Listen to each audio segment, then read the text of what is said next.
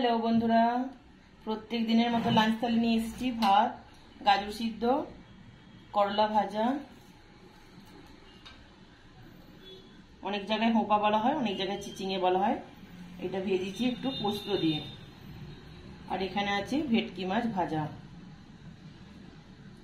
এখানে দেখিয়ে দাও, আমের টক আছে, এটা দিইনি।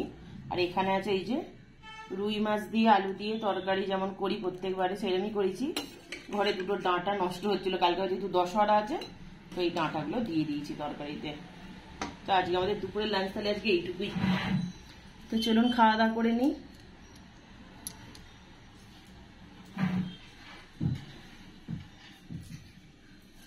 আর দেখাতাম না।